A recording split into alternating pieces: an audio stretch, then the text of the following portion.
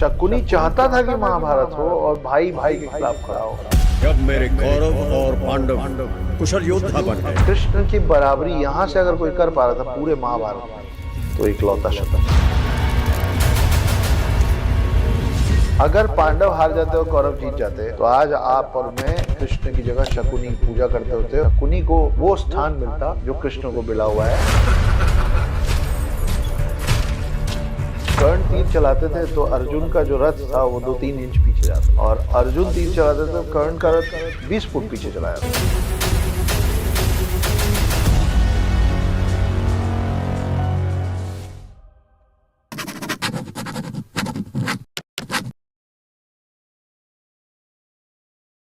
तो अक्षत जी, बहुत बहुत स्वागत एक बार फिर से अरुण पंडित शो में। हमने पिछली बार भी कहा था कि आप ज़रूर आएंगे और आपको आना, और आपने वो बात रखी हमारी ऑडियंस की, उसके लिए बहुत बहुत धन्यवाद। नहीं, हमने बात नहीं रखी, आप एस्ट्रोलॉजर हैं, आपने कहा आना पड़ेगा तो आना पड़ेगा। अक्षत जी, आज के हमने शो को डिज़ाइन मतलब सोचा है, अब देखिए क्या जाता है, वक्त बताएगा वो, कि हम आज महाभारत की उन बातों पे डिस्कस करेंगे जो कि बहुत ज़्यादा प्रचलित नहीं है। ठीक है।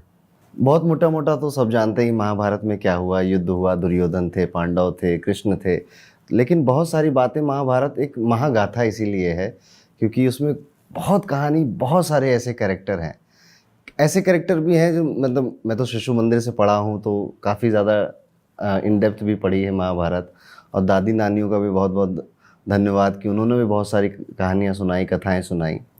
तो हम वहाँ से आज इस पूरे पॉडकास्ट को इस थीम पे रखने वाले हैं। ओके, तो आप कहाँ से शुरू करना चाहेंगे आप? सबसे पहले तो हम आपको ये बता दें, आपने जिक्र किया शिशु मंदिर का, तो हम शिशु मंदिर से तो नहीं पढ़े, होली क्रॉस कॉन्वेंट स्कूल से पढ़े बचपन में। लेकिन ये कृपया सभी लोग सुन लें कि आप होली क्रॉस कॉन्वेंट स्कूल में भी पढ़ें तो शिशु मंदिर में जो महाभारत पढ़ाई जाती है या जो उनके सिलेबस में है, वो आप लोग हर किसी को, भारत में रहने वाले हर शख्स को एक बार रामायण और महाभारत आप पढ़ पाएँ तो बहुत अच्छा है। नहीं तो कम से कम देखिए ढूंढ के, वो इससे फ़र्क नहीं पड़ता है कि आप किस समुदाय विशेष के हैं, लेकिन भारत की कहानी है, महाभारत है, तो इसलिए एक बार तो बनता है। और ऐसी बड़ी कम कहानियाँ या कथाएं होती हैं मतलब जो हमेशा अमर रहती हैं। और इवन आप टीवी में और मूवीज़ में भी देखेंगे तो हर 5 साल या 10 साल बाद एक बार वो एपिसोड आता है और वो रिवाइव करके चला जाता है, चाहे वो रामायण हो चाहे वो महाभारत हो। तो इस कथा में, इस कहानी में ये है कि ये अमर हैं, इनके कैरेक्टर भी ऐसे हैं जो चिरंजीवी हैं इन कथाओं में, ठीक है, और ये कथाएं भी मेरे ख्याल से चिरंजीवी हैं। नहीं, अमर होने के साथ साथ मुझे लगता है कि ये हम लोगों की कोशिश होनी भी चाहिए कि ये कथा जीवन पर्यंत, हमारे जीवन पर्यंत और हमेशा अमर रहे, क्योंकि इस कथा में आप किसी भी प्रसंग को उठाएंगे ना तो उसका आज के समय में, आज के परिवेश में भी उतना ही इम्पोर्टेंस और सिग्निफिकेंस बना हुआ है। तो हम एक दूसरे को याद दिलाते रहें कि भाई कहानी के माध्यम से, महाभारत के माध्यम से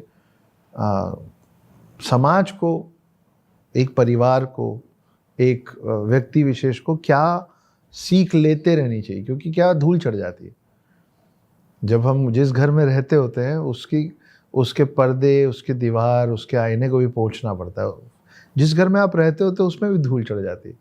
तो जो चीज़ आप बहुत समय तक रख के छोड़ देंगे उस पर कितनी परतें चढ़ जाएंगी धूल की। तो बीच बीच में ऐसे झाड़ते रहना चाहिए ताकि फ्रेशली सबको दिखता, समझता, आता होना चाहिए, कि समझता आए, बार बार दिखता रहे कि भाई इन चीज़ों को ख्याल रखना है अगर आपको वो नहीं बनना है जिस वजह से लोग आज भी घरों में महाभारत नहीं रखना चाहते। महाभारत में एक खास बात ये भी मैंने देखी है कि उम्र के हिसाब से आपके फेवरेट कैरेक्टर बदल जाते हैं जी। When you are young enthusiasm, तब आपको अर्जुन पसंद आता है, और जब आप लाइफ के संघर्ष, लड़ाइयाँ या अपनों से, रिश्तों से लड़ते हैं तब आपको कर्ण पसंद आता है कि जब मुझे कोई नहीं समझता। और जब आप थोड़े और ओल्ड हो जाते हैं तो आपको भीष्म पसंद आने लग जाते हैं, उनकी नॉलेज, उनके फैसले लेने का तरीका पसंद आने लग जाता है। कुछ को दुर्योधन भी पसंद आते हैं, ठीक है, दुर्योधन को स्वर्ग भी मिला था एंड में, जो हम डिस्कस करेंगे अभी इस कथा में। तो महाभारत की कथा, महाभारत के जो 18 दिन के युद्ध हैं उससे बहुत सालों पहले शांतनु से शुरू होती है। राजा शांतनु, सत्यवती, गंगा और देवव्रत। कुछ कहेंगे आप इस बारे में? यहीं से तो मतलब महाभारत जिनको, हमारे अभी के जेनजीज को तो बहुत कम पता है, लेकिन जिनको पता भी है, हमारे एज ग्रुप के जो लोग हैं वो भी ज़्यादातर महाभारत पढ़ने की जगह देखे ज़्यादा है। तो अगर आप महाभारत देखेंगे भी ना, तो वो कहानी भी वहीं से शुरू होती जहाँ से आप बता रहे हैं। हाँ। कि कैसे वो गंगा से उनको प्रेम हो जाता है और उनको पसंद आ जाती हैं और मना कर देती हैं वो, और फिर एक शर्त के साथ, भीष्म शर्त। हाँ, भीष्म शर्त। तो जिन लोगों को नहीं पता उनको बता दिया जाए कि शर्त ये थी शांतनु से विवाह की, कि तुम मेरे किसी भी जीवन में, मेरे किसी भी निर्णय पे सवाल नहीं पूछोगे। ये एक बात ये होती है कि सवाल मत करना, एक होता है पूछ भी नहीं सकते। तो उनको इतना प्रेम था कि उन्होंने बोला हाँ ठीक है, मैं कोई सवाल नहीं पूछूंगा। और उसके बाद फिर जैसे जैसे उनकी संतान होनी शुरू हुई, वो एक एक करके उसको गंगा में बहा देती थी, और हर बार शांतनु मन महसूस कर रह जाते थे। अब वो क्यों बहा देती थी उसका एक और बैक स्टोरी है। अगर उतना लंबा हमारा डिस्कशन चला तो हम उसमें भी चले जाएंगे। लेकिन आखिरी बार जब शांतनु को इस बात को रोकते नहीं बना, उसके बच्चे हैं आप, और आप खुद माँ हैं, आप एक एक करके उसको गंगा में बहा दे रही बच्चों को। तो जब नहीं रहा गया तो उसने एक दिन पूछ लिया, और जिस दिन उसने पूछा उस दिन वो गंगा उनको छोड़ के चली गई। और जिस बच्चे पे पूछा उस बच्चे को इन्हीं को उसके सुपुर्द करके गई, और वो बाद में बने गंगा पुत्र भीष्म पितामह। तो यहाँ से पूरे महाभारत की कहानी शुरू होती है, और यहाँ से शुरू होती है भीष्म पितामह की कहानी। भीष्म पितामह, उस समय तो उनका नाम भीष्म पितामह नहीं था जी, देवव्रत था उनका नाम। और देवव्रत को गंगा जी ने ही बोला था कि कुछ भी हो जाए तुम्हारे फादर तुम्हारे लिए सब कुछ है, ठीक है। और यहाँ से हमको बहुत बड़ी शिक्षा मिलती है कि आपके फादर जिनकी वजह से हम आते हैं, और ज्योतिष में भी ये बात बोली जाती है सूर्य के लिए, क्योंकि सूर्य को भी एक पिता की संज्ञा दी जाती है कि सूर्य या फादर, आप इनके लिए जितना समर्पित रहेंगे उतना प्रसिद्धि प्राप्त करेंगे, ठीक है। तो सूर्य को इसीलिए फेम का भी प्लेनेट कहा जाता है, ठीक है। तो सारी चीज़ें लिंक हैं, कहीं ना कहीं कथाओं के माध्यम से हमको बताई जा रही हैं, ज्योतिष के माध्यम से बताई जा रही हैं। देवव्रत ने फिर उनके फादर जो शांतनु हैं उनको दूसरी महिला से प्यार होता है, सत्यवती से। और सत्यवती की ये शर्त थी कि सत्यवती की फादर की एक्चुअली ये शर्त थी कि आपका जो बेटा है, ज्येष्ठ पुत्र है, वो कभी राजा नहीं बनेगा, और नहीं बनेगा इसी शर्त पे मैं आपसे विवाह करूंगी। हाँ, ये एक्चुअली बात यही है, लेकिन ये द अदर वे राउंड है।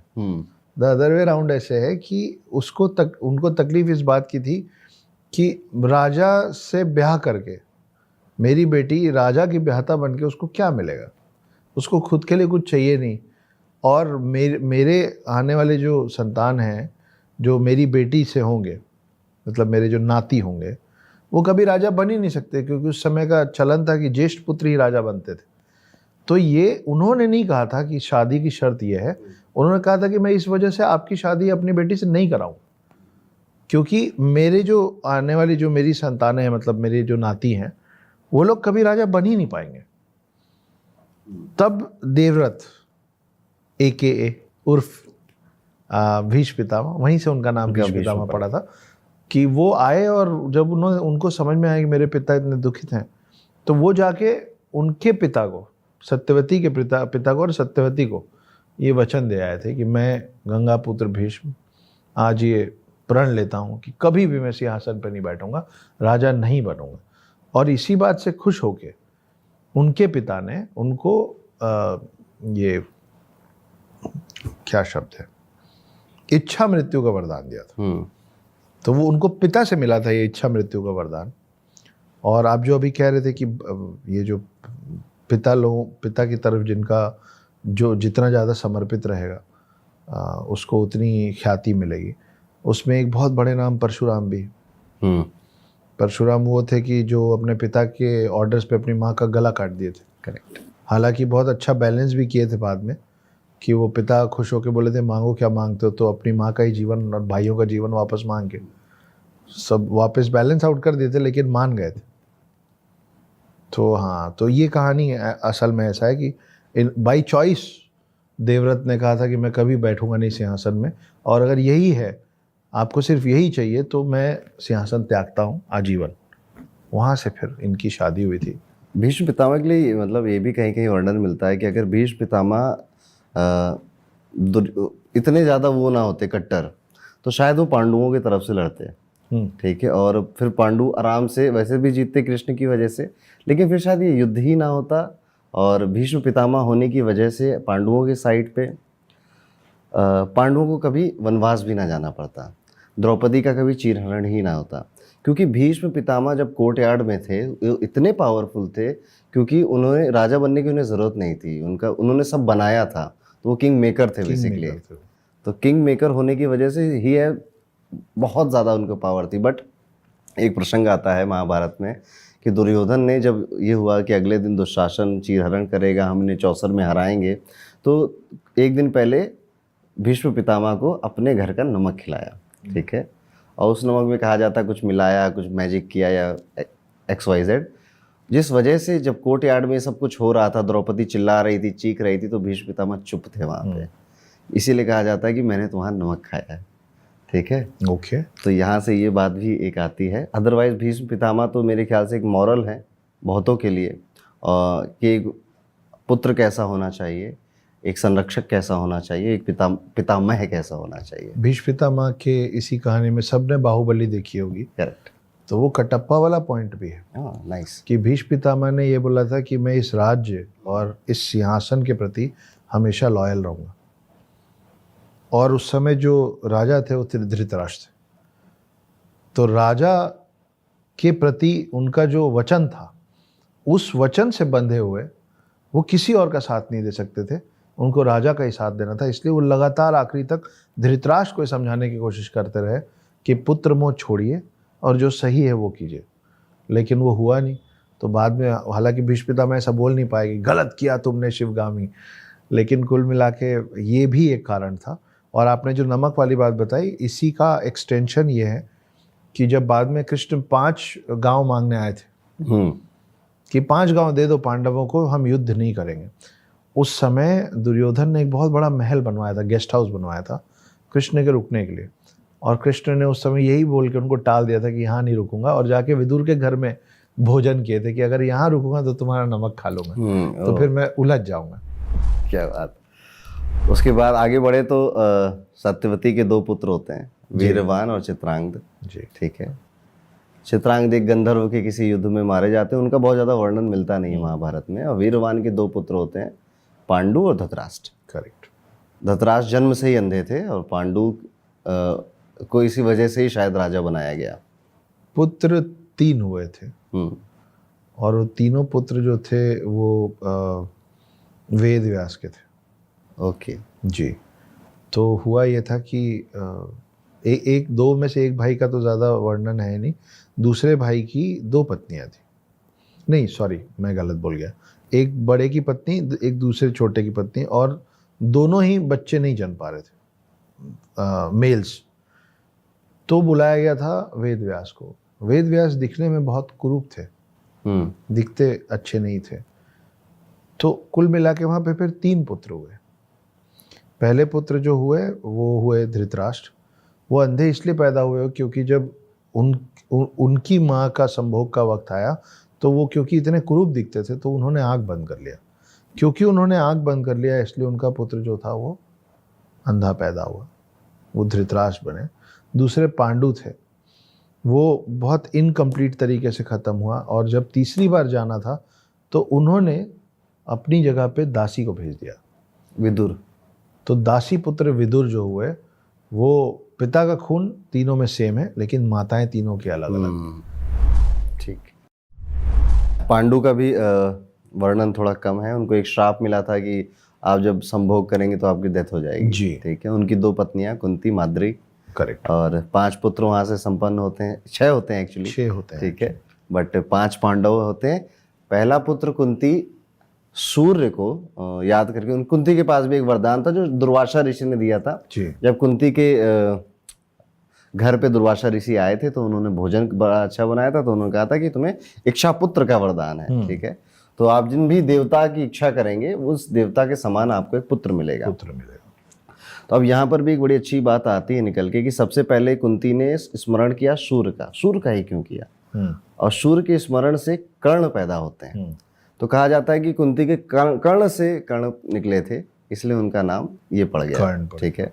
और एक चीज़ ये भी देखी जाती है जो कि वो सूर्यवंशी हुए इस हिसाब से, और जबकि श्री कृष्ण चंद्रवंशी थे। करेक्ट।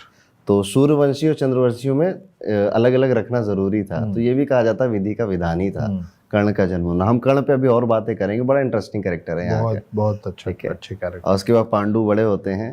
हाँ, पिक्चर में आते हैं युधिष्ठिर, भीम, नकुल, सहदेव और अर्जुन। ठीक है।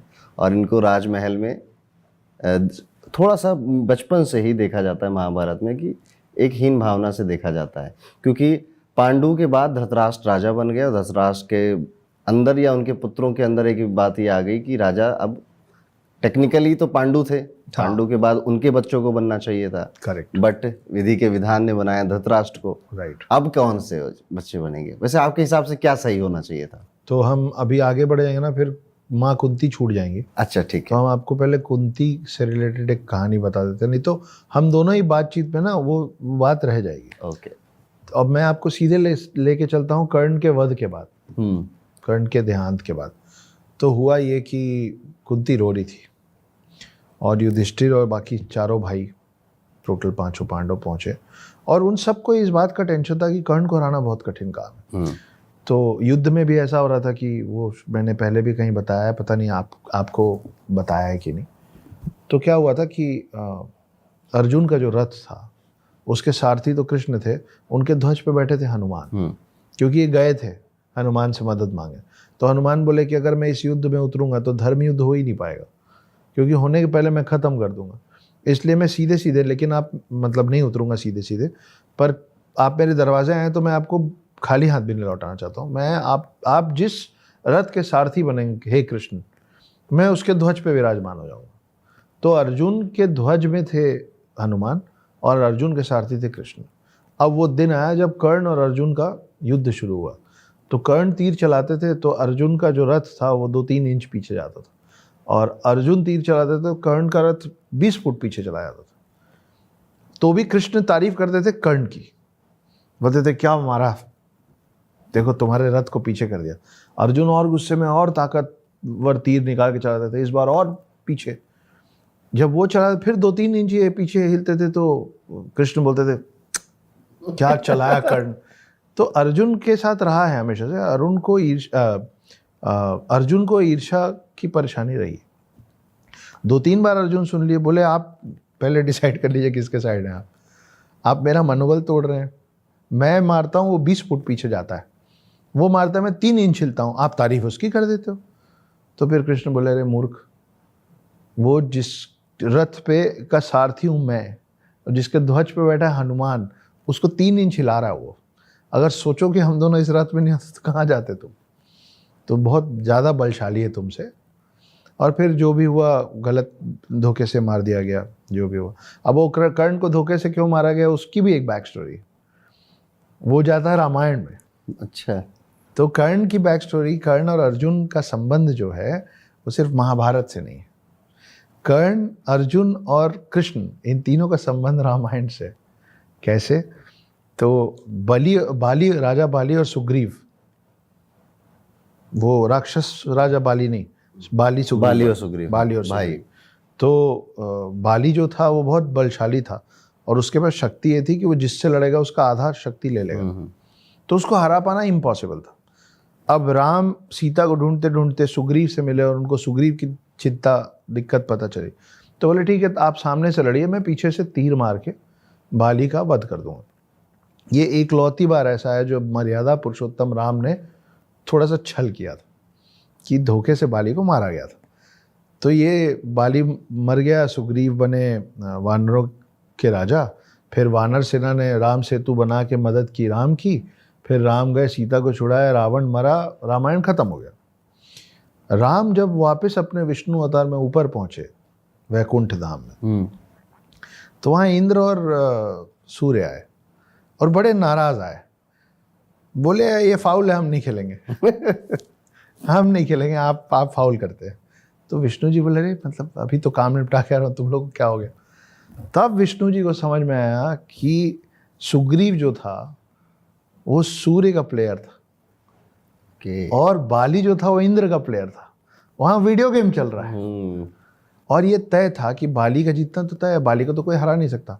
लेकिन विष्णु अवतार राम बीच में आए और पूरा टेबल टर्न हो गया कि जिसका जीतना तय था वो हार गया, जिसका हारना तय था वो जीत गया। तो सूर्य हार गए और इंद्र जीत गए ऊपर। तो विष्णु जी को जब समझ में आया कि यार कुछ और करने जा रहे थे, कुछ और गड़बड़ कराया हूँ मैं, तो बोले कोई बात नहीं, अगली बार जब जाऊँगा ना तो मैं उसको बैलेंस आउट कर दूंगा। अगली बार विष्णु आए कृष्ण अवतार में, इंद्रपुत्र अर्जुन का साथ देके सूर्य पुत्र कर्ण को हरा के उनका मैटर इक्वलाइज कर रहे थे वो। खैर, तो फाइनली जब कर्ण मर गए और कुंती रो रही थी, तो ये पांचों पांडव को बड़ा टेंशन था कि यार कर्ण को नहीं हराएंगे तो हार निश्चित है। कर्ण मर गया तो मोटिवेशन लेवल बढ़ा हुआ था। पहुंचे कुंती को जब देखे तो युधिष्ठिर बोले कि आप क्यों दुखित हैं? आपके पांचों पांडव जीवित हैं, सुरक्षित हैं, और सबसे कठिन जिसको हराना था, 2-3 लोग थे जो सबसे कठिन थे, भीष्म पितामह, द्रोणाचार्य, कर्ण, अश्वत्थामा। ये 2-4 लोग थे जिनको लगभग कृपाचार्य, ये लोग असंभव थे हरवाना। तो बोले आप क्यों दुखी हैं? आपको तो खुश होना चाहिए। उस दिन कुंती बताई कि वो मेरा ज्येष्ठ पुत्र था और तुम पांचों भाइयों को बड़ा भाई था। तब युधिष्ठिर क्योंकि झूठ नहीं बोलते थे, है ना, धर्मराज युधिष्ठिर थे, तो उनकी वाणी में भी बहुत शक्ति थी, वो जो बोल देते थे वो हो जाता था। तब वो नाराजगी से ये कुंती को अपनी माँ को श्राप दिए थे। वो बोले थे कि आज के बाद भारत भूमि में कोई भी महिला कोई भी बात अपने पेट में नहीं रख पाएगी। आपकी वजह से हम सबको पाप लगा कि हमने अपने भाई को मार दिया, क्योंकि आपने वक्त रहते बताया नहीं। बताते तो हम कुछ तो करते। तो अब से कोई महिला पेट में बात, तो हम जो मजाक में बात बोलते हैं कि औरतों के पेट में बात नहीं रहती, महिलाओं के पेट में बात नहीं पचती, इसका भी एक बैक स्टोरी है जो कि ऐसा कुछ इंटरेस्टिंग है। काफ़ी इंटरेस्टिंग हो। इंद्र और सूर्य वाला भी मुझे पहली बार पता चल रहा है। इंटरेस्टिंग है। सो कर्ण से इतना लोग क्यों रिलेट करते हैं? मतलब कर्ण को बहुत लोग अच्छा मानते हैं। आपने गौर किया कभी ये इस बात पे? जी, कर्ण को अच्छा मानना ही पड़ेगा। आपके पास चॉइस नहीं है, आपके पास चॉइस ही नहीं, क्योंकि कर्ण ने कभी अपने जीवन में कुछ गलत किया ही नहीं। अगर आप ये देखेंगे, अगर आप ये कहेंगे कि कर्ण कौरवों की तरफ से लड़ रहे थे या कर्ण दुर्योधन का साथ दे रहे थे, तो उनके धर्म का हिस्सा तो यही है ना। आज भाई आप और मैं अगर मित्र हैं और आपसे कोई गलती हो गई, मैं आपको बंद कमरे के अंदर जितना डांट लूं, लतेड़ लूं, लेकिन दरवाजे में कोई बाहर का आके खड़ा होगा तो मित्र का उत्तरदायित्व तो यही बनता है ना कि मैं आपको पीछे करूं और दरवाजे पर खड़े होकर बोलूं कि जो भी है भाई है मेरा, हाथ लगा के बताओ, मेरे होते हाथ लगा के बताओ। तो वो तो धर्म का हिस्सा हो गया ना कि आपने एक निष्ठा। और ये जो कर्ण, जो अंगराज कर्ण बने थे, वो अंग देश था किसका? दुर्योधन का।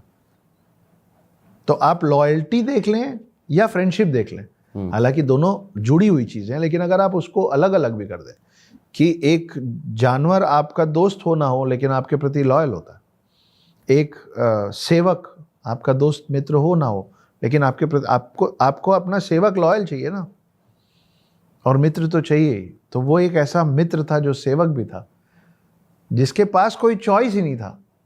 उसको जितना भी पता होता कि मैं गलत साइड से लड़ रहा हूँ, वो खड़ा उधर ही रहता। आप कितनी भी बड़ी गलती करके आ जाइए, अगर मैं आपका मित्र हूं तो आपके आगे मैं खड़ा ही रहूंगा, भले अंदर मैं आपको समझाता रहूंगा कि गलत हो रहा है।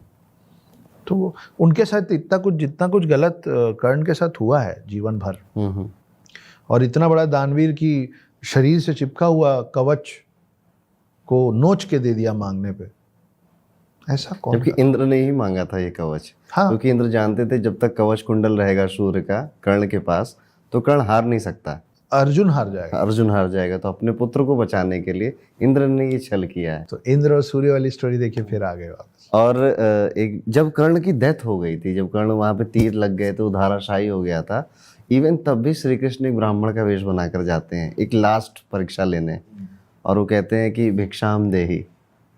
अब कर्ण कहता है अब तो मैं मर रहा हूँ यार, अब कहाँ से कुछ दूँ? तो उसका एक दांत सोने का था, तो उसने ईंटे से अपना दांत तोड़ के खून निकाल के वो दांत दे दिया ब्राह्मण को। तब श्री कृष्ण ने कहा था कि तुम हमेशा दानवीर कर्ण के नाम से प्रसिद्ध रहोगे, चाहे जितने युग बदल जाए। तो ये कर्ण के बारे में ये भी एक बड़ी अच्छी बात है। कुछ लोग इसे बुरा भी मानते हैं कि उसने द्रौपदी के साथ होने दिया, सब कुछ है। तो पॉजिटिव नेगेटिव हर साइड का है। हमने कर्ण की बात करी, हम थोड़ा सा आगे आ गए हमारी कथा में, वापस जाते हैं। तो पांडु ने जन्म ले लिया है हमारे, और पांडु अब राज्य में रह रहे हैं। द्रोणाचार्य उनको सिखा रहे हैं। द्रोणाचार्य सबको सिखाते हैं, वो राजगुरु हैं, ठीक है। पांडवों को और कौरवों को तो सबको सिखा रहे हैं। इस बीच में ही एकलव्य का भी एक छोटा सा वृतांत आता है जी। और एकलव्य के बारे में बहुत कम लोग जानते हैं कि एकलव्य ने गुरु द्रोण की मूर्ति बनाई, उनसे शिक्षा ली, मूर्ति से शिक्षा ली। फिर गुरु द्रोण को बहुत पसंद आता है, वो अंगूठा कटवा लेते हैं ताकि अर्जुन से बड़ा कोई धनुर्धर ना बन पाए। लेकिन इसके बाद भी एकलव्य 4 उंगलियों से बहुत बड़े धनुर्धर बनते हैं। और अंत होता है उनका, श्री कृष्ण उनका वध करते हैं एकलव्य का, जो कि एकदम महाभारत के एंड में, क्योंकि वो कौरवों की तरफ से लड़ रहे थे, तो एज अ धर्म वो भी उन्होंने श्री कृष्ण ने किया। तो बहुत कम लोग जानते हैं कि श्री कृष्ण ने ही एकलव्य का वध किया था आगे चलकर। तो पिक्चर में आती है द्रौपदी जी। फिर आप बताइए। द्रौपदी की कहानी बहुत ज़्यादा इंटरेस्टिंग है, लेकिन द्रौपदी की कहानी समझने के पहले उनके पिताजी की कहानी समझनी पड़ेगी, जिसके बारे में लोगों को कम पता है। तो हम ऐसे भी कोशिश करेंगे नई चीज़ें बताएं, है ना। तो द्रौपदी के जो पिता थे उनका नाम था द्रुपद, और वो राजा थे एक राज्य का जिसका नाम था पंचाल, पांचाल भी बोलते थे। तो पांचाल नरेश द्रुपद होते थे, इसीलिए द्रौपदी का दूसरा नाम पांचाली है। ओके। क्योंकि उनके राज्य का नाम पांचाल था। तो द्रुपद के बचपन में जाते हैं हम, भीष्म पितामह के बचपन में गए, अब द्रुपद के बचपन में चलते। तो द्रुपद जो थे वो जिस गुरुकुल में अपनी शिक्षा ले रहे थे, सारी युद्ध विद्या और अस्त्र शस्त्र सब सीख रहे थे, वहाँ पे एक और बच्चा था, उसका नाम था द्रोणा। ये दोनों बड़े अच्छे दोस्त थे, और द्रुपद ने द्रोणा को बोला था कि मित्र, अगर कभी मैं किसी राज्य का राजा बना ना, तो हम दोनों भाई जैसे दोस्त हैं, मेरा आधा राज्य तुम्हारा हो जाएगा। तो ये लोग एक संधि कर लिए थे, ऐसे मुंह जबानी, कि अगर मैं राजा बना तो आधा तुम्हारा। साल बीते, द्रुपद बड़े हुए, एक राज्य के राजा बने सच में। वो जो द्रोणा था तो बहुत गरीबी और दरिद्रता में जी रहा था, और ये सब भूल गए थे। एक दिन द्रोणा को याद आया, मेरा एक मित्र है, उसने मेरे को ऐसा ऐसा प्रॉमिस किया था। वो पहुँचे पांचाल, और पांचाल नरेश द्रुपद के पास गए और बोले, मैं तुम्हारा मित्र, तुमने ऐसा वादा किया था, मेरे को बहुत ज़्यादा ज़रूरत है मेरे को। और उन्होंने आधा राज्य मांगा भी नहीं था, कुछ चीज़ें, एक गाय दे दो, थोड़ी सी ज़मीन दे दो। द्रुपद वहाँ पलट गए, बोले कोई ऐसी बात नहीं हुई थी और मैं नहीं दूंगा। उस बात से वो ब्राह्मण आदमी द्रोणा जो है बहुत ज़्यादा हर्ट हुआ। तब जाके वो कुरुवंश का, हस्तिनापुर का गुरु बना, युद्ध गुरु, जिनको अब हम द्रोणाचार्य के नाम से आते। तो द्रोण के पीछे आचार्य लगा तो द्रोणाचार्य हो गए। वो सारे पांडवों और कौरवों को तैयार किए। अब जब सब हो गया तो उस समय गुरु दक्षिणा का वो चलता था, प्रचलन था कि भाई फिर गुरु जो मांगे वो देना पड़ेगा, कि गुरु ने शिक्षा दे दी, अब आपकी बारी देने की। तो जब सब पांडवों ने बोला कि आप गुरु दक्षिणा मांगिए, तो द्रोणाचार्य ने उसी दिन पहले ही पांचाल नरेश को बोल के आया था कि मेरा एक शिष्य आएगा जो मेरे हक की लड़ाई लड़ेगा और तुम्हारा आधा राज्य छीन के ले जाएगा तुमसे। वो था अर्जुन। अर्जुन से गुरु दक्षिणा में आधा राज्य मांग लिए। अर्जुन गए, पूरे राज्य को हराया, आधा राज्य लाके इनके कदम में रख दी कि अब से। ये जो हार हुई द्रुपद की, इस बात से वो इतने ज़्यादा तिलमिला गए कि फिर वो अग्निदेव के सामने बहुत लंबी तपस्या की, और फिर उनको एक वरदान स्वरूप एक बच्चा हुआ, उसका नाम था धृष्टद्युम्न। उसका पर्पज ही था द्रोणाचार्य को जान से मारना। उसको वो आया ही इसलिए था कि इसीलिए मांगा गया था। और साथ में जो एक बच्ची हुई वो है द्रौपदी। तो द्रौपदी की फिर शादी अर्जुन से हुई, 5 भाइयों से में बटी, लेकिन शादी अर्जुन जीते थे। और जब अर्जुन जो मछली की आंख वाला सिनारियो है, तो पता नहीं था लोगों को कि अर्जुन है, क्योंकि नहीं पता था ना, ब्राह्मण वेश में आए थे, ब्राह्मण वेश में गए थे। लेकिन वहां पे धृष्टद्युम्न ही था जो सबसे पहले पहचाना था कि ये अर्जुन है और मेरे को अपनी बहन को यहीं भेजना है। ओके। तो फिर वहाँ सोची समझा थॉट था। तो वहां पे ये पहुंची, क्योंकि अर्जुन कौन है? अर्जुन कुरुवंश। द्रुपद का आखिरी आधा राज्य छीन के और हरा के कौन ले गया? अर्जुन ले गया। अर्जुन। तो आपका सीधे एनिमी तो वो हो गया ना। तो आप क्या चाहेंगे कि मेरा राज्य खराब किया, मैं इनको बांट दूंगा, मैं इनको बर्बाद कर दूंगा। तो जब द्रौपदी आई वहां से फिर जो द्रौपदी ने नाराजगी में कहा, कई जगह लिखा है बोला, कई जगह लिखा है नहीं बोला, ये अलग अलग है। उसके डिबेट में हम इसलिए नहीं जा सकते क्योंकि आप किस किताब को गलत बोलेंगे और किसको सही बोलेंगे। तो जो दिखाया बताया ज़्यादा सुनी बात है वो ये है कि द्रौपदी ने गुस्से से मजाक उड़ा के एक दिन बोल दिया दुर्योधन को कि अंधे का बेटा अंधा। और उस बात से फिर जो चीज़ें हुई, फिर वो चीरहरण तक बात पहुंची, फिर पासे चले गए, उसके बाद फिर जो भी हुआ। फिर फाइनली महाभारत में धृष्टद्युम्न के हाथ द्रोणाचार्य का वध हुआ। वध तो नहीं बोलेंगे, वध थोड़ा सा नेगेटिव हो जाता है, पर द्रोणाचार्य को मारने वाला फिर फाइनली धृष्टद्युम्न ही बना। और उनको मारा कैसे गया उसकी अपनी एक कहानी कि अश्वत्थामा हतो हता। तो अश्वत्थामा थे द्रोणाचार्य के पुत्र जिनमें असीम शक्ति थी, और द्रोणाचार्य जिसने सब पांडवों और कौरवों को इतना स्ट्रांग बनाया, वो सोचिए अपने पुत्र को क्या बना के तैयार किया होंगे। तो अश्वत्थामा को हरा पाना वॉज नेक्स्ट टू इम्पॉसिबल। तो फिर कृष्ण चाल चले। कृष्ण बोले द्रोणाचार्य जब तक अपना अस्त्र शस्त्र रखेंगे नहीं, उनको हराना पॉसिबल नहीं। उनको हराने के लिए क्या किया जाए? पुत्र मुंह में डालो उसको, बुजुर्ग है, अब एकलौता बेटा है, उससे बहुत प्रेम है। अब कई 100 किलोमीटर में युद्ध चल रहा था, कौन किस कोने में लड़ रहा है पता नहीं। तो कृष्ण ने भीम से कहा कि उस फलाने हाथी को जान से मार दो, क्योंकि उस हाथी का नाम अश्वत्थामा था। तो वो बोलते हैं ना कि चोरी नहीं की, हेरा फेरी की। तो पूरी बात झूठ भी नहीं थी कि अश्वत्थामा हतो हता। तो उस हाथी को मार दो। और बाकियों को बोला जैसे ही हाथी मरेगा तो एक अफवाह फैलाओ कि अश्वत्थामा हतो हता, अश्वत्थामा हतो हता। तो भीम ने जैसा आदेश दिया गया था हाथी को मारा। और यहाँ सब बिगुल बिगुल बजा के शंख वंख फूंक दिए जीत का।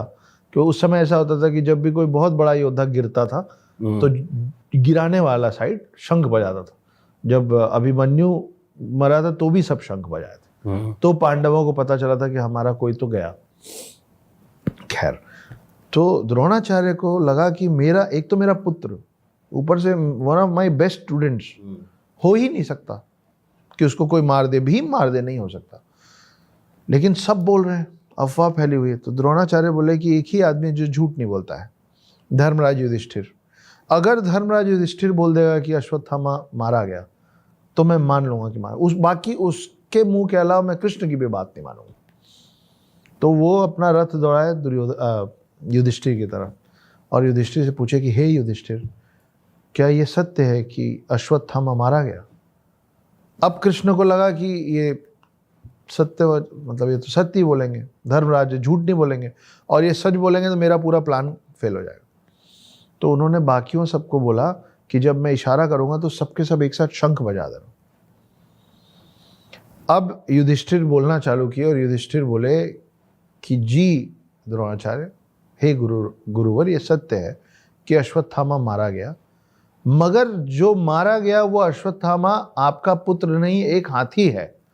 वो जो मगर शब्द आया ना, उस समय कृष्ण ने बोला सबको शंख बजा दो, शंखनाद कर दो। तो सब शंखनाद कर दिए। तो द्रोणाचार्य ने आधी लाइन सुनी कि हे गुरुवर, ये सत्य है कि अश्वत्थामा मारा गया, मगर जो अश्वत्थामा मारा गया वो हाथी, वो सुने ही नहीं। इसीलिए आज भी बोला जाता है कि आपके और मेरे काम का जो लाइन है ना, वो बट के बाद ही होता है। लोग ऐसे बोलते हैं ना कि आप बहुत अच्छी बातें करते हैं, लेकिन मगर जो मगर आता है ना आपके और मेरे का, अगर हम आलोचना सुनने को तैयार हैं और अगर हम अपने आप में सुधार करना चाहते हैं तो हमको बट, मगर, लेकिन इसके बाद का ही स्टेट। मैं फिल्में भी लिखता हूँ तो मेरी कहानी लोग सुनते हैं, बोलते हैं अक्षत बहुत ही अच्छी कहानी है यार, मज़ा आ गया सुन के, हम चाहते हैं कि हम इस फिल्म को बनाएं। लग रहा है ना सब करेक्ट जा रहा है। उसके बाद एक वर्ड आता है मगर, इस वजह से वो नहीं बन पाई। मेरे काम का तो ये ना कि फिलहाल ये आदमी मेरी ये कहानी नहीं ले रहा है, बाकी सब कोई काम का है नहीं। तो वो जो बात का लाइन नहीं सुन पाए, उस समय जो द्रोणाचार्य थे वो निराशा से, हताशा से उन्होंने अपने सारे अस्त्र शस्त्र डाले और उस समय धृष्टद्युम्न ने निहत्थे द्रोणाचार्य का गला काट के उनको खत्म किया, जिसकी वजह से बाद में अश्वत्थामा ने 5 पांडव समझ के उनके बच्चों को रात को जाके शिविर में मारा, जिसकी वजह से उनको वो श्राप मिला, जिसकी वजह से वो अब 7 चिरंजीवियों में से एक, जिसकी वजह से हिडन हिंदू लिखी गई, जिसकी वजह से द हिडन हिंदू में उनको रोल मिला है। इंटरेस्टिंग। हम फिर से थोड़ा सा आगे बह गए, क्योंकि ये कथा है ही ऐसी कि एक के बाद एक सारी चीजें लिंक हैं, जुड़ी हुई है, सब जुड़े हुए हैं। तो एक को समझो तो उसकी वजह से ये हुआ, फिर वो हुआ, डोमिनो इफेक्ट चल रहा है यहाँ पे। इसीलिए तो कह रहे हैं कि ये कथा अमर है अपने आप में। हमने बीच में पासों की बात करी, ठीक है जी, और पासों से एक नाम निकल कर आता है Shakuni ji, and most interesting character of Mahabharat. Correct. और शकुनी ने ही बहुत सारे जो वृतांत हैं महाभारत में उनको मोड़ा है। और श्री कृष्ण के संग कहा जाता है कि चालाकी में अगर श्री कृष्ण है सामने तो महाभारत में कोई उनकी टक्कर ले रहा था तो शकुनी ही था। सो आपको कैसा लगता है शकुनी? देखिए, अगर शकुनी नहीं होते तो कृष्ण बहुत आराम से बहुत पहले दुर्योधन को 5 गांव के लिए राजी कर चुके होते। 5 गांव दुर्योधन दे देता, क्योंकि कृष्ण के समझाने में वो बात थी। लेकिन दूसरी तरफ शकुनी ऐसा डेविल पावर बन के खड़े हुए थे कि उनको मालूम था कि अगर दुर्योधन ये बात मान गया तो महाभारत का युद्ध नहीं होगा। पर आपको बड़ा अचरज होगा जान के कि जो शकुनी था वो किसी का हितैषी वेलविशर नहीं था। शकुनी चाहता था कि महाभारत हो और भाई भाई के खिलाफ खड़ा हो और पूरा कुरुवंश एक दूसरे को बर्बाद कर दे, नष्ट कर दे। तो उसके लिए जरूरी था कि महाभारत हो, और अगर दुर्योधन कृष्ण की कोई भी बात मान जाता तो महाभारत टल जाता। तो कृष्ण की बात का वजन लगातार दुर्योधन के कान में गिराने वाला वो शकुनी था। पर शकुनी ऐसा क्यों करता था, उसके पीछे एक बहुत ज़्यादा इंटरेस्टिंग कहानी है। कहानी ये है कि हमको फिर भीष्म पितामह से मिलने जाना पड़ेगा, सॉरी, लेकिन मज़ा आएगा आपको। तो भीष्म पितामह द्रोणाचार्य, भीष्म पितामह धृतराष्ट्र के लिए एक वधू ढूंढ रहे थे, क्योंकि ये अंधे थे धृतराष्ट्र, तो इनके लिए वधू ढूंढना आसान काम था नहीं। तो एक छोटा सा राज्य था जिसका नाम था गांधार, जिसके जो राजा थे उनको गांधार नरेश बोला जाता था। ये गांधार वही है जिसको आज की डेट में आप और हम अफगानिस्तान के अंदर कंधार के नाम से जानते हैं। वो छोटे से राज्य में जो उनकी जो प्रिंसेस थी, उनकी जो राजकुमारी थी, वो थी गांधारी। भीष्म पितामह बहुत ज़्यादा बलशाली, बहुत ज़्यादा ताकतवर थे, उनसे कोई लड़ने का सोच भी नहीं सकता था। वो पहुँचे और उन्होंने पूछा नहीं, उन्होंने फरमान सुना दिया कि हम आपकी बेटी को अपने कुरुवंश की वधू बना रहे हैं, हस्तिनापुर की रानी बनेगी। सबको मालूम था कि धृतराष्ट्र अंधे हैं, लेकिन वहाँ पे गांधार नरेश बहस नहीं कर पाए, रोक नहीं पाए, मना नहीं कर पाए, जिस बात की तकलीफ शकुनी को उसी समय से थी। ये तो हो गया, शादी हो गई। शादी के बाद भीष्म पितामह को पता चला कि गांधारी जो थी वो मांगलिक थी, जो कि इन्होंने बताया नहीं। तो पुराने समय में माना जाता था कि कोई मांगलिक है तो पहले उसकी शादी बकरे से या पेड़ से या कुत्ते से करवा दो, क्योंकि ताकि जो भी उस मांगलिक, ये आप मुझसे बेहतर बता पाएंगे, पर मांगलिक दोष जो है वो पति के ऊपर नहीं आएगा और जो भी नुकसान होना वाला होगा उसको हो जाएगा। तो कई अभी भी पीपल के पेड़ से, घड़े से करवाते हैं, कुंभ विवाह कहते हैं, कुंभ विवाह कहते हैं, बकरे से करवाते थे, पेड़ से करवाते थे। तो ये बात जब भीष्म पितामह को पता चली कि ये मांगलिक थी और इसकी शादी धृतराष्ट्र के पहले एक बकरे से करवाई गई थी और बकरे की बलि दे दी गई थी, तो भीष्म पितामह चीटेड फील किए कि ये मेरे को पहले क्यों नहीं बताया गया, ये मुझे अब क्यों बताया गया। तो उस समय का रिवाज ऐसा होता था कि आपको जो बुलाते थे, जो आप जिसके अतिथि बन के जाते थे, वो निर्णय लेता था कि आपके टेबल पे क्या रखा है, आप क्या खाएंगे। अब वाला नहीं है कि अब जो मेहमान है उससे पूछा जाता है ना, आप बताइए क्या खाएंगे, फिर हम होटल में फ़ोन करते मंगा लेते। पहले ऐसा नहीं होता था, पहले आके बैठते थे, भोजन में जो परोसा जाता था वो मेहमान को खाना पड़ता था। तो भीष्म पितामह बोले गांधार नरेश को कि अपने पूरे कुनबे को लेके आइए, मैं सब लोगों का आवभगत करूँगा। तो छोटा सा राज्य, उसका एक कुनबा, सारे रिश्तेदारों को लेकर अब गांधार नरेश आना ही पड़ा, आ गए। जैसे ही वो आया उन सबको जेल में ठूस दिया गया। ओके। और भीष्म पितामह उनको एक मुट्ठी चावल देते थे रोज। जो शकुनी भी था इस जेल में? जी, okay. Prince of Gandhar Shakuni. तो एक मुट्ठी चावल मिलता था, बोले इसी में सब लोग खा लो। अब एक मुट्ठी चावल में 4-4, 6-6 दाना मिल रहा था लोगों को, रोज लोग मर रहे थे। तो सारे लोग मिलकर डिसाइड किया कि भाई हमारा प्रिंस तो शकुनी है, ऐसे तो सब मर जाएंगे लेकिन लीगेसी को आगे बढ़ाने के लिए कोई तो जिंदा चाहिए। अब ये सारे लोग वो अपने हिस्से का चावल खाना छोड़ दिए और पूरा एक मुट्ठी चावल दिया जाता था शकुनी को खाने के लिए। शकुनी रोज बैठ के वो एक मुट्ठी चावल खाता था और रोज अपने परिजन लोग को मरते हुए देखता था उस जेल के अंदर। इस बीच में भीष्म पितामह किसी युद्ध में निकल गए और वो लोग अंदर ही पड़े रह गए। जब तक भीष्म पितामह लौटे तब तक सब मर गए थे सिवाय शकुनी के। और आखिरी में शकुनी के अलावा मरने में जो लास्ट थे वो गांधार नरेश खुद थे। गांधार नरेश बहुत कमज़ोर हो गए थे। गांधार नरेश ने एक दिन शकुनी को बोला कि शकुनी, बस मुझे लग रहा है मेरे भी जाने का वक्त आ गया, मैं तुमको एक गिफ्ट देना चाहता हूँ, एक तोहफा देना चाहता हूँ, एक भेंट देना चाहता हूँ।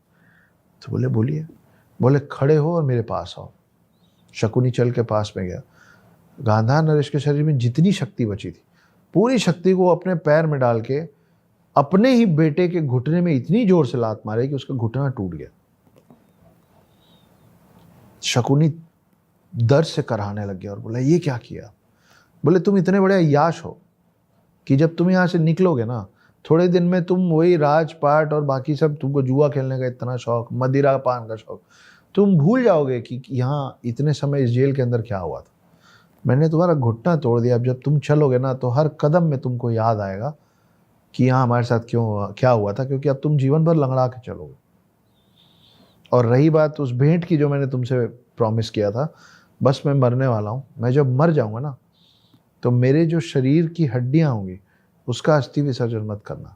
उन हड्डियों से बनवाना 2 पासे। और ये जो तुम्हारा घुटना तोड़ा है ना मैंने, उसके एवज में तुमको ये शक्ति दे रहा हूँ कि उस पासे में तुम जो चाहोगे वही आएगा। तो तुमको जुआ खेलने का शौक है ना, वो पासे तुमको कभी हारने नहीं देंगे। इसीलिए आप कभी भी महाभारत देखेंगे ना तो शकुनी ऐसे ऐसे ही करता रहता है, उस पासे को चेंज नहीं करता। वो पासा उसके पिता के हड्डियों से बना हुआ था। और जब फिर शकुनी निकला, और इसीलिए आप शकुनी को देखते हैं, शकुनी हमेशा लंगड़ाता रहता है। उसके पिता ने उसका पाँव तोड़ा था। तो पहली प्रॉब्लम शकुनी को कि मेरी बहन गांधारी को एक अंधे से ब्याह दिए, तो कुरुवंश से चिढ़। उसके बाद भीष्म पितामह ने क्या किया, तो भीष्म पितामह समर्पित थे कुरुवंश पे ना, तो बोले ये जिसके प्रति समर्पित है ना, मैं उस पूरे राज्य को अकेला तबाह कर दूं। लेकिन शक्ति से तो कर नहीं सकते थे, कुरुवंश बहुत। तब वो धीरे धीरे करके दुर्योधन के करीब आए और दुर्योधन का कान भरते भरते भरते भरते और धृतराष्ट्र को भी समझाते थे, उन लोगों को तैयार किया। वो पूरा बिसात बिछाया महाभारत का, जिसमें एक तरफ कृष्ण, पांडव और बड़े बड़े योद्धा, और दूसरी तरफ कौरव और कर्ण और भीष्म पितामह और द्रोणाचार्य और कृपाचार्य, खुद शकुनी, ये सब एक तरफ। तो महाभारत एक कथा बदले की भी है। बदले की ये देखिए ना, आप पीछे जितने पीछे से हम बात कर रहे हैं ना, हर चीज जो महाभारत में हुआ है ना, वो एंड ऑफ स्टोरी है। वो 18 दिन क्लाइमेक्स है सिर्फ। एक फिल्म की, एक कहानी का क्लाइमेक्स 18 दिन ही हमको पता है लेकिन हर क्लाइमेक्स से पहले फिल्म का पहला सीन होता है ना, जहाँ पृष्ठभूमि सेट की जाती है, एस्टैब्लिशमेंट ऑफ कैरेक्टर्स होता है कि कौन क्या कर रहा है और क्यों कर रहा है। तो शकुनी जो कर रहा था वो इसलिए कर रहा था। और अगर पांडव हार जाते और कौरव जीत जाते, ये कहा गया ना कि विनर्स राइट द हिस्ट्री, जो जीतता है वो हिस्ट्री लिखता है। अगर सेकेंड वर्ल्ड वॉर में जर्मनी जीत गया होता तो आज हम हिटलर के बारे में अच्छा पढ़ रहे होते। मानते हैं ना आप?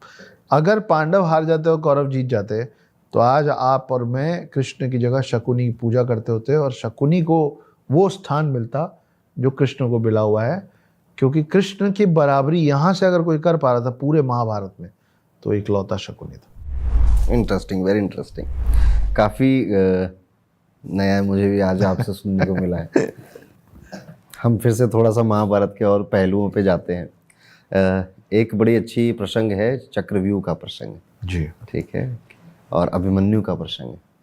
तो होता ऐसे है कि शायद युधिष्ठिर को मारने का प्लान था कि युधिष्ठिर को मारेंगे, तो एक चक्र बनाया जाता है। उस चक्र की संरचना कुछ इस तरह से थी कि जो बाहरी साइड में लोग रहेंगे वो सैनिक हैं, और उसके अंदर साइड में 2 लेयर रहेंगी जिसमें धनुर्धर हैं, घुड़सवार हैं, और एकदम बीच में जो कौरव सेना के सबसे बलशाली योद्धा हैं वो खड़े रहेंगे। और ये चक्रव्यूह घूमता रहता था, ठीक है। आप अगर इधर से अटैक करोगे तो क्या होगा कि आगे से ये गोला पीछे से आके आपको कवर कर लेगा ताकि आप अकेले पड़ जाओ। करेक्ट। और आपको लड़ते लड़ते लड़ते तो कई लोग आए वैसे तो इसमें इसको तोड़ने के लिए, पर वो दूसरी लेयर में हार गए, कोई तीसरी लेयर में हार गए। सिर्फ एक था जिसने अंत तक आया, और वो है अभिमन्यु जी। सो अभिमन्यु की कथा बहुत बलशाली है, और अभिमन्यु के ही बेटे परीक्षित जी। लास्ट में महाभारत में हस्तिनापुर को रूल भी करते हैं। करेक्ट। तो इसको बताना चाहेंगे, वो जो वृत्तांत था जब अभिमन्यु बीच में पहुंच जाते हैं। अभिमन्यु ने चक्रव्यूह भेदना कहाँ से सीखा था, कब सीखा था? पेट में सीखा था। ओके।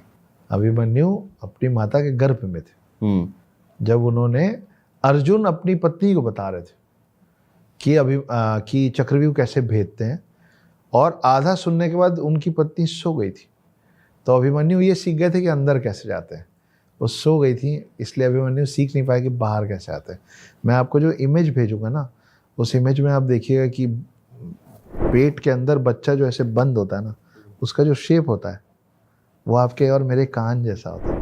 हाँ, सिर्फ उसका साइज बड़ा कर दीजिए, करेक्ट। वो कान जैसा होता है। तो उसको वो जो ज्ञान मिला था ना, वो किसी के कान के थ्रू मिला था। तो आप देखिए कि क्या कनेक्शन है कि वो बच्चे का जो पूरा जो साइज होता है और जो शेप होता है वो आपके कान जैसा होता है, और वो कान से होके उस तक वो बात पहुंची थी जो अधूरी रह गई थी। तो अभिमन्यु इस तरीके से सीख तो गए थे, तो तोड़ते वोड़ते घुस गए थे अंदर, बहुत अच्छे से लड़े भी थे, लेकिन कोई कितना भी बलशाली हो अकेले कब तक लड़ेगा। तो ये आप, कई लोग बोलते हैं कि महाभारत अपने घर में नहीं रखना चाहिए, है ना, अशुभ होता है। मैं बिल्कुल नहीं मानता हूँ इस बात को। महाभारत सबको अपने घर में रखना ही नहीं चाहिए। जैसे आप गीता पढ़ते हैं, रामायण पढ़ते हैं, वैसे महाभारत पढ़नी भी चाहिए। ये तो आपके बुद्धि और आपके विवेक पर निर्भर करता है कि आप महाभारत में क्या पढ़ के उससे अपने साथ क्या लेके जाते हैं। क्योंकि अगर वो महाभारत ही बुरा होता तो फिर वो इतनी बड़ी महागाथा बनती नहीं। तो ये तो बिल्कुल गलत है कि महाभारत के अंदर ही, गीता महाभारत के अंदर का ही हिस्सा है ना। तो आप आधी चीज कैसे पढ़ रहे हैं, आपको पूरा पढ़ना पड़ेगा।